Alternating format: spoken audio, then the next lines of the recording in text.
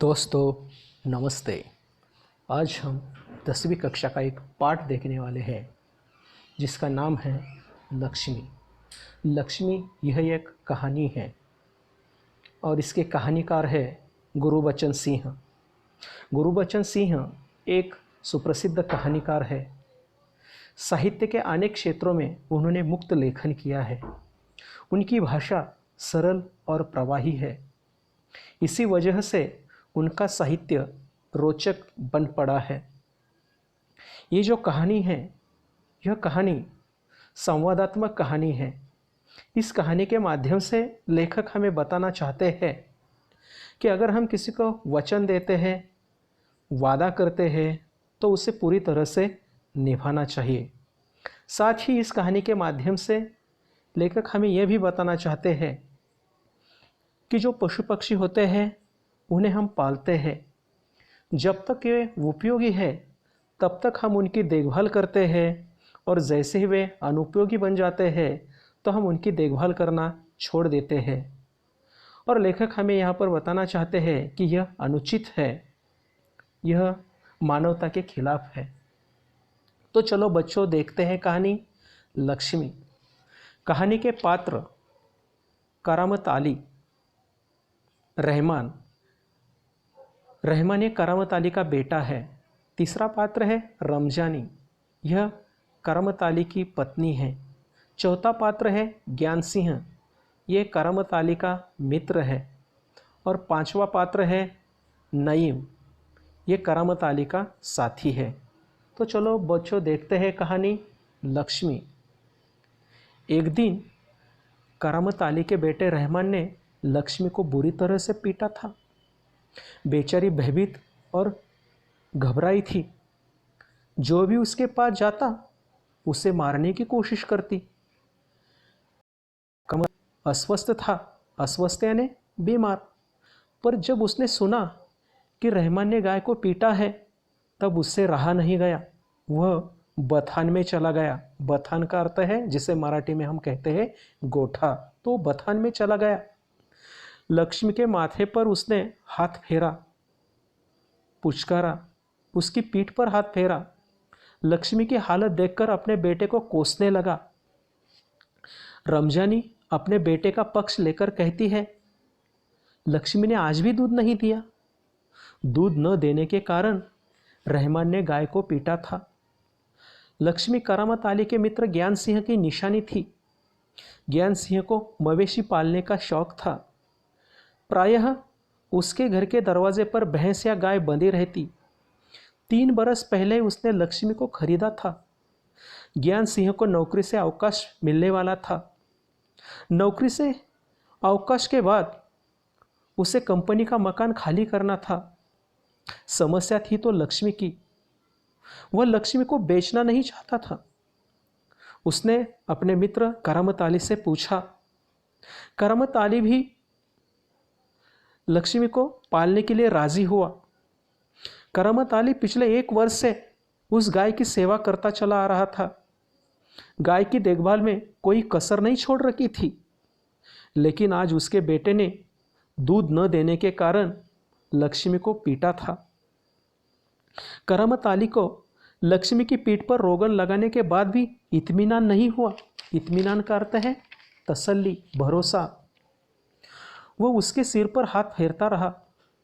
लक्ष्मी स्थिर खड़ी उसकी ओर जिज्ञासापूर्ण दृष्टि से देखती रही। करामत अली को लगा जैसे लक्ष्मी कहना चाहती हो, यदि मैं तुम्हारे काम की नहीं हूं तो मुझे आज़ाद कर दो, मैं ये घर छोड़कर चली जाऊंगी। दूसरे दिन करामत अली ड्यूटी पर जाने की तैयारी में था। रमजानी ने करामत अली से पूछा, अगर लक्ष्मी दूध नहीं देगी तो हम इसका क्या करेंगे? क्या खूंटे से बांधकर हम इसे खिलाते पिलाते रहेंगे? करामत अली ने उसे समझाना चाहा, परंतु रमजानी ने खर्चे की बात उठाई। उसने कभी विचार भी नहीं किया था कि लक्ष्मी को एक दिन मुफ्त में खिलाना पड़ेगा। वह काम पर चला गया। वहां जाने के बाद अपने साथी नईम से अपनी समस्या बताई। नईम ने गाय को बेचने की सलाह दी, लेकिन करामत अली लक्ष्मी को बेचना नहीं चाहता था। उसकी सलाह उसे पसंद नहीं आई। करामत अली अपने काम में जुट गया। करामत अली रात का गया, सवेरे कारखाने से घर लौटा। लक्ष्मी को किसी ने भी चारा नहीं डाला था। करामत अली कटा हुआ पुआल, खली और दर्रा आदि लेकर लक्ष्मी के लिए सानी तैयार करने लगा। लक्ष्मी सानी में मुंह मारने लगी। मुंह मारना यानी जल्दी जल्दी खाना। राशन के लिए रखे पैसे भी लक्ष्मी के चारे के लिए खर्च हुए। अब उसे क्या खिलाए, ये घर वालों के सामने समस्या थी। लक्ष्मी को खुला छोड़ने का उपाय सूझा। रहमान उसे नाले के पास जहाँ झाड़ झंकाड़ और धूप थी वहाँ छोड़ आया, जहाँ उसका पेट भर सके। 1-1.5 घंटे बाद एक आदमी लक्ष्मी को पकड़कर ले आया। रमजानी से कहा, इसे आप लोग बांध कर रखें, नहीं तो कांजी हाउस में पहुंचा देंगे। कांजी हाउस एक सरकारी मवेशी खाना होता है, जहां पर जो लावारिस पशु होते हैं उन्हें बंद किया जाता है, या जब पशु दूसरों की फसल को नुकसान पहुंचाते हैं तो वहां पर उन पशुओं को रखा जाता है, और जब मालिक वहां छोड़ने के लिए आता है तो उसे वहां पर जुर्माना भरना पड़ता है, और वही ये कांजी हाउस होता है।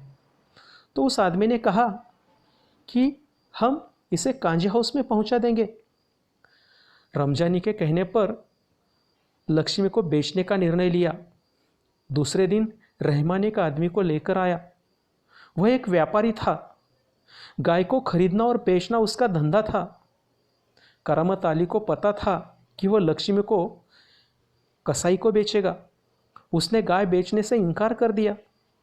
उसके मन में विचार आया कि अपने दोस्त ज्ञान सिंह को इसका पता चल गया तो वह उसके बारे में क्या सोचेगा।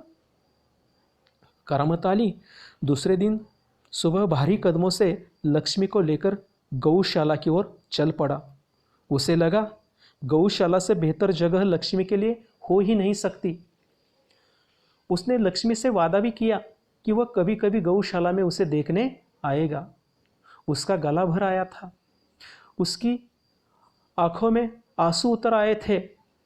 करामत अली थके मांदे बूढ़े बैल की तरह भारी कदमों से गौशाला की तरफ बढ़ रहा था। तो बच्चों, ये कहानी यहीं पर खत्म होती है। जानवरों का मनुष्य के जीवन में बहुत ही महत्व है। इसलिए प्राचीन काल से पशु मनुष्य के साथी रहे हैं। गाय, बैल, भैंस, कुत्ता, घोड़ा आदि जानवर हमारे लिए बहुत उपयोगी है। पालतू पशु मनुष्य के परिवार के सदस्य जैसे होते हैं। हमें उन्हें प्रेम से पालना चाहिए। हमें उनके प्रति सौहार्दपूर्ण व्यवहार रखना चाहिए। उन्हें उचित समय पर अच्छी खुराक देनी चाहिए।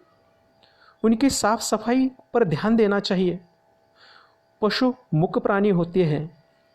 वे अपना दुख दर्द बता नहीं सकते, इसलिए मनुष्य को उसके भोजन के साथ साथ उनकी भावनाओं को भी समझना ज़रूरी है। ये जानवर हमारे प्रति भी सद्व्यवहार और स्नेह रखते हैं। उनकी अच्छी देखभाल करना हमारा कर्तव्य है। धन्यवाद।